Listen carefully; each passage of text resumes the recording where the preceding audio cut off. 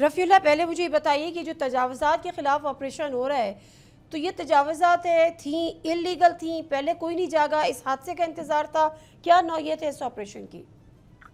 جی بالکل، یہ ایسا ہے کہ در اسوات کے کنارے جتنے بھی ناجائز تجاوزات ہیں ان کے خلاف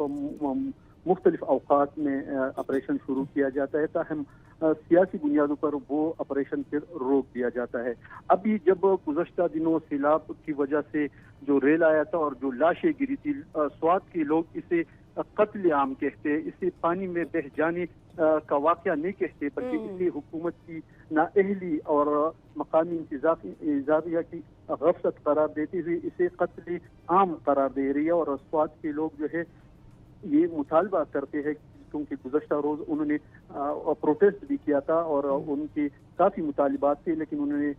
جو سیدھا ہے میں آپ کے ساتھ شیئر کرتا چلوں کہ جو ملوث افراد ہیں ان کے خلاف سخت سے سخت قانونی کارروائی کرتے ان کو سزائیں دی جائے۔ جو ریسکیو 1122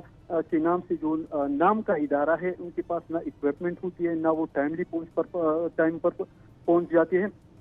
گزشتہ روز جو واقعہ پیش آیا تو 1 گھنٹے کے بعد جب وہاں پر ٹیم پہنچی تو وہ ایمبولینس تھی، جو مطلب غوطہ خور تھے وہ اس کے بعد آئے، اور جو غوطہ خور آئے ان کے پاس لائف جیکٹس اور لائف بوائے اور لانگ شوز اور مطلب رسی کے علاوہ کوئی اور اکوپمنٹ نہیں ہے۔ میں آپ کو حیران کی بات بتاؤں کہ پورے سوات میں ریسکیو 1122 کی 350 جو اہلکار ہے اس میں 5 غوطہ خور، پوری سوات میں 5 غوطہ خور ہے، جو 2 غوطہ خور ہے وہ تحصیل بابوزی میں، 2 خواجہ خیلہ میں اور 1 مٹا میں، جن کے پاس پراپر اکوپمنٹ نہیں ہے، نہ ان کو پراپر ان کی ٹریننگ ہے کہ وہ ایسے جو موجے ہیں دریا سوات میں اس میں وہ غوطہ لگا کر کسی کی جان بچائے۔ دوسری اہم بات جو ہے، ان کے پاس ایک انکلیبیٹن بوٹ جو ہے، جو انجن والی کشتی ہے، وہ صرف ایک ایسے تالاب میں مطلب کام کر سکتی ہے، چل سکتی ہے، جیسے کہ مہوڈن جھیل ہو گیا، جو نارمل پانی جو ہے ٹھہرا ہوا۔ جی ان کے پاس کشتی تک نہیں ہے۔ ایک سیکنڈ، یہ جو کے پی کے کی گورنمنٹ ہے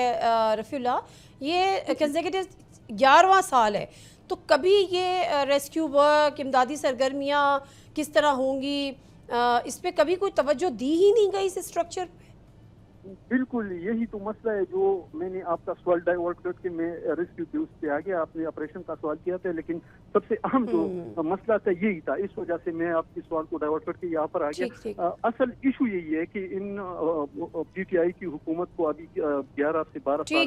ہو رہے ہیں، لیکن جو ادارے ہیں وہ روز بروز بدحال ہو رہی ہے، اداروں کی طرف کوئی توجہ نہیں دی جا رہی ہے۔ سبسکرائب کریں اور بیل دبائیں تاکہ کوئی خبر رہ نہ جائے۔